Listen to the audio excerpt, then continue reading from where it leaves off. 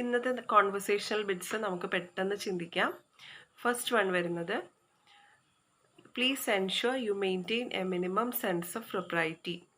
ഒന്നുകൂടെ പറയാം, please ensure you maintain a minimum sense of പ്രൊപ്രൈറ്റി.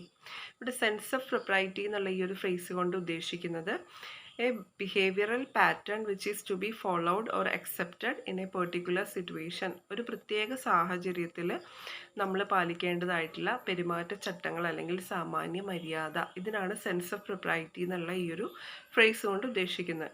നമ്മൾ നോർമലി പറയാറില്ലേ, സിമ്പിൾ ഇംഗ്ലീഷിൽ ബിഹേവ് യുവർ സെൽഫ് എന്നൊക്കെ പറയുന്നതിന് പകരം കുറച്ചും കൂടെ സൊഫിസ്റ്റിക്കേറ്റഡ് ആയിട്ട് പറയാനായിട്ട് നമുക്ക് ഈ ഒരു സെൻറ്റൻസ് യൂസ് ചെയ്യാം. Please ensure you maintain a minimum sense of propriety. അടുത്ത സെൻറ്റൻസ് വരുന്നത്, the problem was solved at the fringes.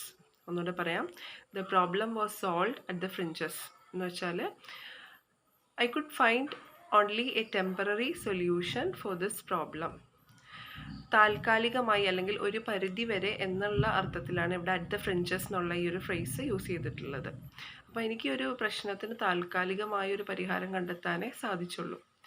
The problem was solved at the fringes. ഒരു താൽക്കാലിക പരിഹാരം ആ ഒരു പ്രശ്നത്തിന് കണ്ടെത്തി. നെക്സ്റ്റ് സെൻറ്റൻസ് വരുന്നത്, maybe it's only my perception. ഒന്നുകൂടെ പറയാം, maybe it's only my perception എന്ന് വെച്ചാൽ അത് എൻ്റെ ഒരു ചിന്ത, ഒരു ഊഹം, അല്ലെങ്കിൽ എൻ്റെ ഒരു അസംഷൻ, ഒരു തോട്ട് മാത്രമായിരിക്കാം. അതിന് നമുക്ക് ഈ ഒരു സെൻറ്റൻസ് യൂസ് ചെയ്യാം, maybe it's only my perception. ഇനി അടുത്ത സെൻറ്റൻസ് വരുന്നത്, there is only a subtle nuance in their appearance.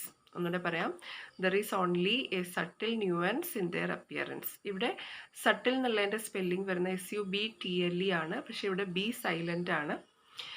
അപ്പം സട്ടിൽ എന്ന് നമ്മൾ പറയില്ല, there is only a subtle nuance in their appearance. Nuance എന്നുള്ളതിൻ്റെ മീനിങ് വരുന്നത് ഡിഫറൻസ്, വ്യത്യാസം എന്നുള്ളതാണ്.